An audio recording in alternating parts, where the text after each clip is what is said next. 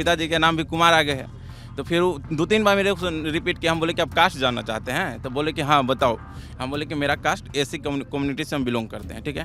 तो जानते हैं क्या बोल रहे हैं अपना बेटा को, जो साथ में मेरा दोस्त रहता था, बोलते थे तुम इसके साथ रहते हो, गाँव में हम लोग बैठने नहीं देते हैं। उसमें बताइए, उसमें इतना खून खोल गया था।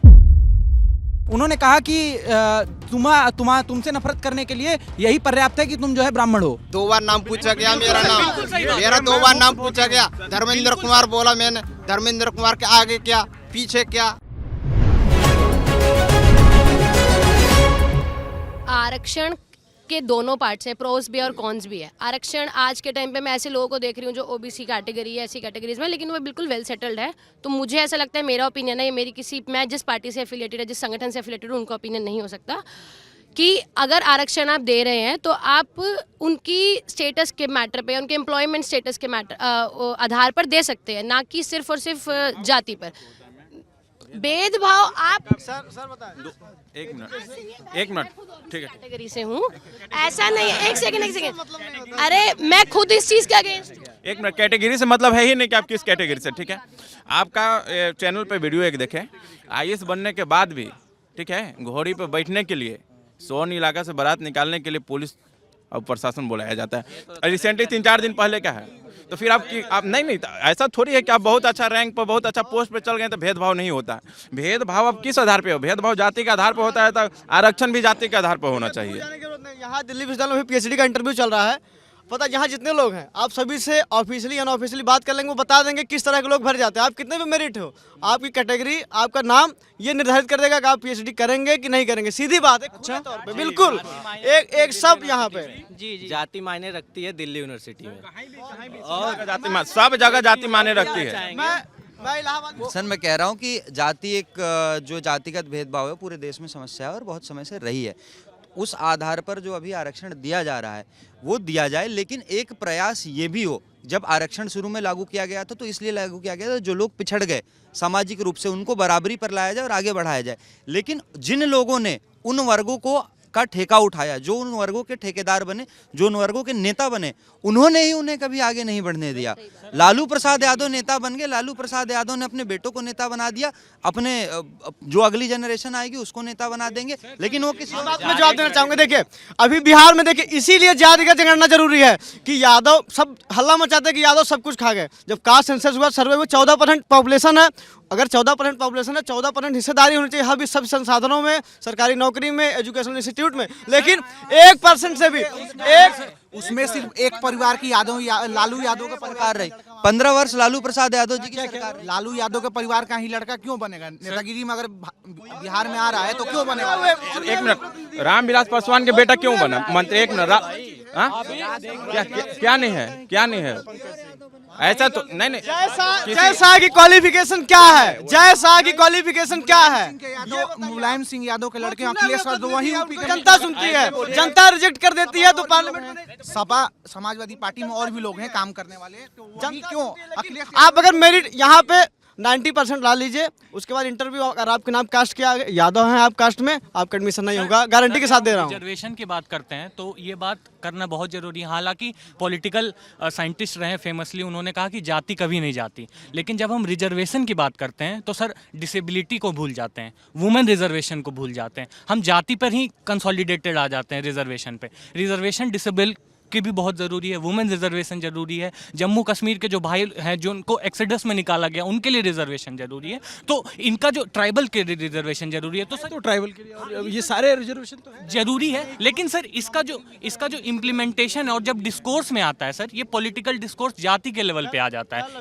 इसकी डिस्कोर्स जो है इन मुद्दों पे भी होना चाहिए। सर 2016 का डिसेबिलिटी एक्ट है, उसमें बहुत अमेंडमेंट्स की जरूरत है, उनके बेसिस पे जो हॉरिजॉन्टल रिजर्वेशन है उसमें बहुत चेंजेस की जरूरत है, ये चेंजेस नहीं होते हैं। आपकी बात बिल्कुल सही, लेकिन जो आपका क्या नाम दोस्त? मेरा विपिन ने जो बात कही वो उसको भी आपको समझना चाहिए कि जो भेदभाव हो रहा है, जो घोड़ी पे नहीं चढ़ने दिया जा रहा है, वो ये देख करके नहीं चढ़ने दिया जा रहा है कि वो अमीर है या रईस है या क्या है, सरकारी नौकर है या किस में है, वो ये देख कर उसकी जाति के आधार पे हो रहा है। तो इस पे आप लोग इससे अगर समाज की सच्चाई है जाति, ये तो बिल्कुल, तो उसे गिनने में किसी को कोई समस्या नहीं है। समाज में कितने जानवर हैं, कितने इंसान हैं, सब बाघ की का गिनती सर्वे जब हो होता है, रही शेर है का सर्वे होता है, तो जब जाति इंसान सच गिनने में है क्या समाज समस्या की, है? तो गिनने में समस्या किसे और हो रही कल है? ही बाघ का सर्वे तो हर 4 साल में हो जाता है, हम इंसानों का तो 10 साल में धर्म भी के नहीं हो आधार रहा पे है। भी गिनतियां हो ही और रही हैं। कल ही भैया कर्पूरी ठाकुर जी की जयंती थी, जो बिहार के 2 बार मुख्यमंत्री रहे, और समझ लीजिए वो मुख्यमंत्री बन रहे, लेकिन उनके लिए गालियां चल रही थी किस तरह से, आपको भी सबको पता को मैं यहाँ बोल भी नहीं सकता हूँ कि आरक्षण किसने, पहली मतलब बार इस जब तरह की मुंगेरी लाल सोचिए, कमीशन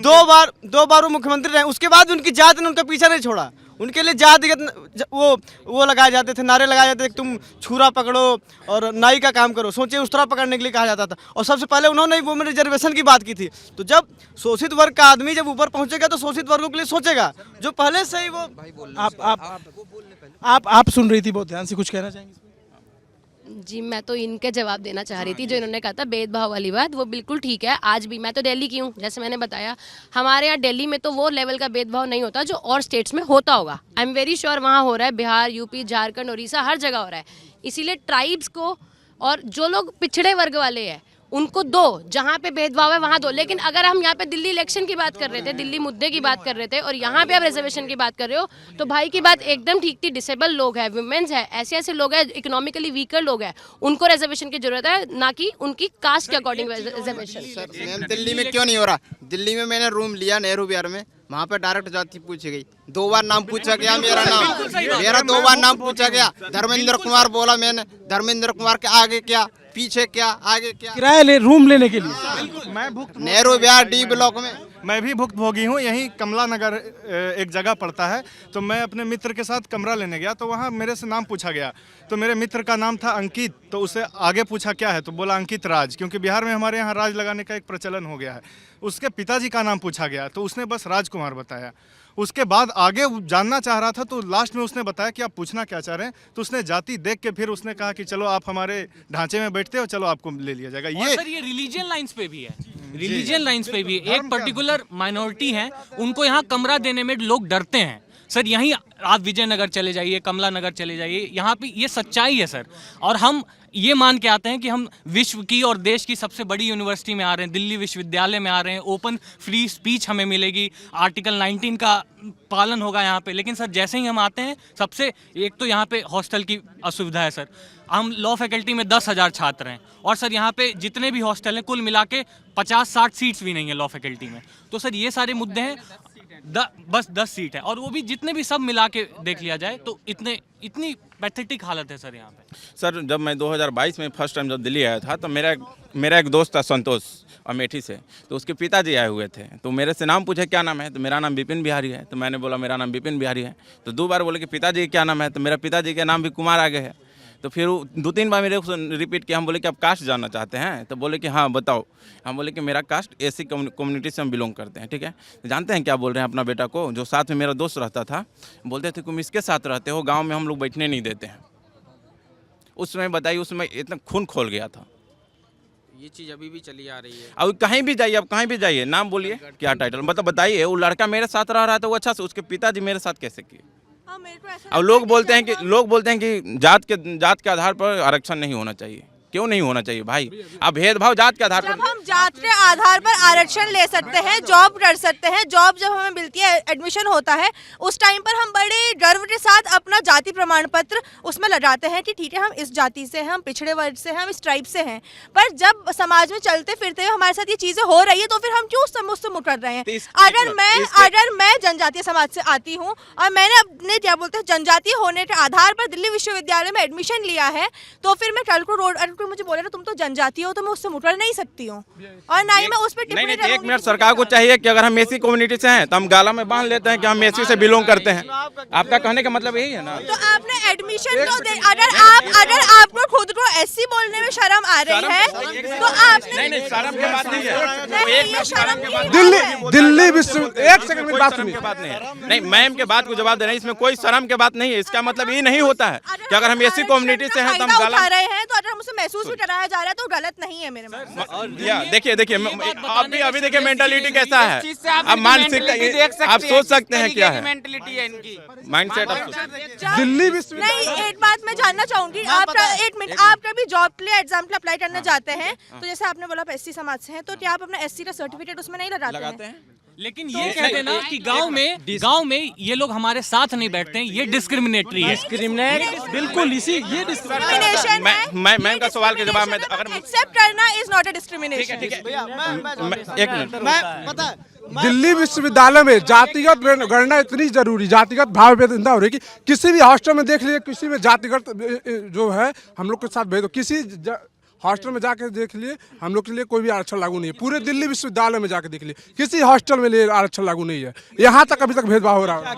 ये मैं कह रहा हूँ कि ये मैम ने बोला, मैं ये कहना चाह रहा हूँ कि इनके पास ना मेरे पास ऑप्शन नहीं है कि मैं किस जात में पैदा होऊंगा, मैं एसटी पैदा होऊंगा कि एससी पैदा होऊंगा। तो ये हमको अवार्ड या किसी लिए अवार्ड हो सकता है, लेकिन किसी का जोर नहीं है ना। तो ये इनकी बात ये कहाँ तक जायज है कि मैं मुझको ये करना चाहिए। वो तो हमको, अगर हम पीछे हैं, अगर हम क्या चीज तब भी जैसे मान लीजिए, अब जैसे भाई ठीक बात है और सब कुछ स्वीकार किया जाता है, लेकिन दिल्ली विश्वविद्यालय जैसे कैंपसेस में जहाँ नैरेटिव फैल रहा है वहाँ आते हैं, वहाँ पे हमें भी ब्राह्मण होने के लिए गालियाँ पड़ती ना, हमारा बस नहीं है ना, हम पैदा हुए ब्राह्मण।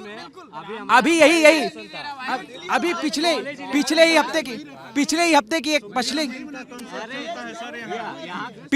की एक बात बता दूं, एक हमारे सीनियर, ये जहाँ से हम पढ़ के आए वहाँ से थे, जेएनयू में थे, वहाँ 3-4 लड़कियों ने घेरा वहाँ पर, और समाजवादी छात्र सभा की मैं नाम नहीं लेता हूँ, वहाँ पे एक महिला थी, उन्होंने कहा वहाँ जेएनयू की थी, उन्होंने कहा कि तुमसे नफरत करने के लिए यही पर्याप्त है कि तुम जो है ब्राह्मण हो। तो ऐसे अगर बयान दिए जाते तो हमारा भी तो जोर नहीं है। हम पूरी संवेदनाएं रखते हैं कि ऐसा कुछ भी हुआ वो दुर्भाग्यपूर्ण है, और हम प्रयास करें कि हम अपनी अगली पीढ़ियों को ये सब क्रिएट की गई थी ये चीज। एक चीज मैं कह देता हूँ कि जाति के आधार पे किसी को भी टारगेट नहीं करना चाहिए, मेरा ऐसा मानना है, चाहे वो किसी भी जाति का हो और चाहे वो किसी भी धर्म का हो। हम लोग एक तरीके से देखा जाए तो एक ह्यूमन स्पीसीज हैं, और हमको उस आधार पे अगर हम सोचेंगे तो हम बहुत छोटे समय के लिए, बहुत ब्रह्मांड का जो इतना लंबा कालखंड, उसमें बहुत कण भर है हम लोग का जीवन। तो उसके बिल्कुल कोई इस पे तो किसी का जोर नहीं ना, ये भी जोर नहीं कि कौन महिला पैदा होगा, कौन पुरुष पैदा होगा, कौन ट्रांस पैदा होगा, उस आधार पे भी किसी से भेदभाव नहीं होना चाहिए।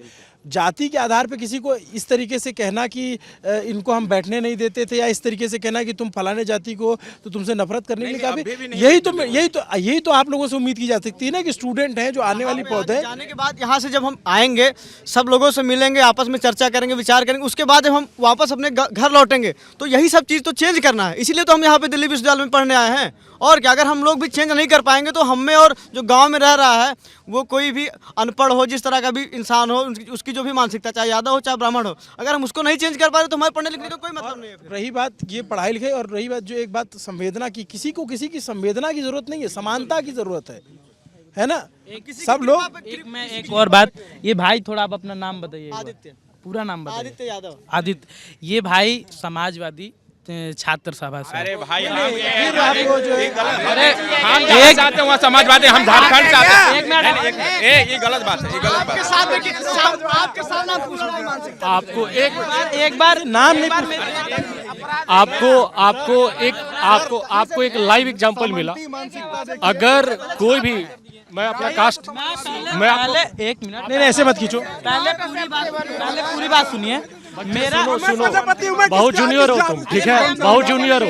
तो यादव होगा, समाजवादी होगा, ये कौन सा मतलब? मैं प्रजापति हूँ, मेरी कौन सी जाति है? पहले बात को पूरा करने दिया जाए। मैं ये कह रहा हूँ, मैं ये नहीं कह रहा हूँ कि ये यादव हैं इसलिए समाजवादी से हैं। ये पहले इनसे जब हम पंडित हैं तो भाजपा को होगा। क्या बोला इन्होंने क्या बोला कि हम यहाँ आते हैं। देखिए, पहला नंबर तो जितना ज्यादा डिस्क्रिमिनेशन का बात हो रहा है, ये डिस्क्रिमिनेशन अब लोग गांव से उठ के शहरों में जाने लगे हैं। शहर में जाने के बाद ब्राह्मण भी कटिंग का काम कर रहे हैं, ब्राह्मण भी क्या नाम है, चाहे अन्य एक मिनट, अन्य हम नहीं बोल रहे हैं, 1 मिनट पहले बोलने दीजिए। अन्य लोग भी क्या है कि फैक्ट्रियों में काम कर रहे हैं। ब्राह्मण, मैं खुद ऐसा मेरा जेएनयू में एडमिशन के लिए मेरा 255 नंबर आया था, लेकिन मेरे को और एडमिशन इसलिए नहीं मिला क्योंकि मैं अपर कास्ट से हूँ। इसको मैं स्वीकार करता हूँ, लेकिन मेरे साथ एसटी से वो मेरा प्रिय मित्र है, अभी भी मैं उसके यहाँ जाता हूँ, साथ बैठ के खाना खाते हैं, सब कुछ करते हैं, लेकिन उसका 165 नंबर पे एडमिशन हो जाता है।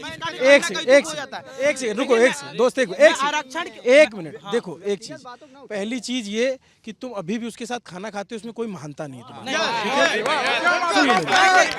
मेरी बात सुनो, मेरी बात सुनो। और दूसरी बात देखो, दूसरी बात जो आरक्षण का जो भूमिका है वो जो है रोजगार चलाओ योजना नहीं है, बिल्कुल वो वंचित तबके को रिप्रेजेंटेशन देने का। एक सेकंड सुन लो, मेरी बात सुन लो। ये जो बात आपने कहा ना कि मेरा नंबर ज़्यादा आया उसका कम है, वो लेवल प्लेइंग फील्ड की बात है ना। उसमें भी कई ऐसा नहीं कि जो है व्यवस्था उसमें पूरी सब कुछ सुचारू रूप से सही है, उसमें भी बहुत सारे विद्वान हैं जो बताते हैं कि ये खामियां, इसको ठीक होना चाहिए। और अंत्योदय जिसको कहा जाता है, आखिर व्यक्ति तक पहुंचना चाहिए। तो लेवल प्लेइंग फील्ड की बात होती है ना कि आप किस परिवेश से आए और वो व्यक्ति किस परिवेश से आ रहा है, उसको जोड़ने की है। तो ये इस भाव से के साथ कभी नहीं आना चाहिए कि मैं उसके साथ खाना खाता हूँ। मेरा कहने का मतलब ये नहीं था कि मैं उसके साथ खाना खाता हूँ तो मैं अपने आप को गौरवान्वित महसूस कर रहा हूँ। मेरा कहने का मतलब ये था कि मैंने वहाँ भाई का कहना नहीं, भाई का कहना बहुत सही है। ये मान लीजिए, सुनिए एक मिनट, मैंने खंडन किया है उसका कि मैं ये महानता नहीं दर्शा रहा हूँ, मैं अपनी समरसता दिखा रहा हूँ कि अगर विद्यार्थी परिषद के कार्यकर्ता होने के नाते हमारे अंदर समरसता का भाव होता है। अगर किसी भी व्यक्ति को, किसी भी जाति को इस प्रकार से घेरा जाएगा तो ये अनुचित है। देखिए अब व्यवस्था बदल चुकी है। एक मिनट, यहाँ एबीपी का ही कुछ बात बताते हैं। कुछ टाइम पहले ही इलेक्शन हुआ है, यहाँ कॉलेज इलेक्शन हुआ है। कॉलेज इलेक्शन में इतना हद तक जातिवाद हो गया है कि यहाँ सुप्रीम जीन का कॉन्सेप्ट चल गया है कि जो यहाँ ऊपरी कास्ट का है तो उसके पास सुप्रीम जीन है, अगर तुम किसी छोटे कास्ट के साथ जा रहे हो तो तुम्हारे जीन में डिफेक्ट होने लगेगा। और एक बात बता दूं, मैं अभी दिल्ली आप क्या कह रहे हो? ऐसा इन्होंने कहा था ना, देखो आपने ना लाइव कैमरे पे ना बातों को ट्विस्ट कर दिया आपने। जो नहीं, भैया भी आप ही कास्ट से है, ठीक है, लेकिन इन्होंने बोला उस चीज को किया, यही चीजें बदलेगी। सुनो आप मेरी बात, ठीक है। आप हो गए ना जूनियर हो गए, मैं भी यहाँ सुपर सीनियर हूँ, ठीक है। जब चीजें बोल रहे हैं ना, हमने भी बहुत कैंपस देखा। भैया करने की जरूरत नहीं है, सुनो करने की जरूरत नहीं है। मैं भी अपर कास्ट से आता हूँ, ठीक है। नहीं जरूरत नहीं है यार, जरूरत नहीं है। बात ये है ना जब इक्वलिटी जब सामने वालों को दिखेगी ना कि वो इको फ्रेंडली हो रहा है या बर्डन या प्रेशर पे हो रहा है, सोशल इन्फॉर्मेशंस लेकर आप चीज़ों को यहाँ हीरोइज्म कर लोगे, लेकिन पर्दे के पीछे आप ही की पार्टी, ठीक है। मैं नहीं बोला, आपने नाम बताया अभी किसी का, ठीक है। मैंने नाम नहीं बताया। उसमें क्या होगा ना, क्या, अरे यार नहीं बोलना है मुझे ना, राजनीतिक बातें। वो भाई साहब अच्छे से बोल रहे थे राजनीति क्या है, मुझे राजनीति में नहीं जाना। मैंने बस यही कहा कि जब आप एक हाथ को पकड़ोगे ना तो सामने वाला भी दूसरा हाथ पकड़ेगा। जब आपके कमियां और खामियां दिखोगे ना, एक हाथ से कुछ नहीं होता, वही चीज़ें रिफ्लेक्ट होती है जो चीज़ें हम जी रहे होते हैं। आपको वापस उसी समाज में जाना है, लेकिन यहाँ से क्या लेकर जा रहे हो और वहाँ क्या बदलोगे, that is important. Thank you भैया।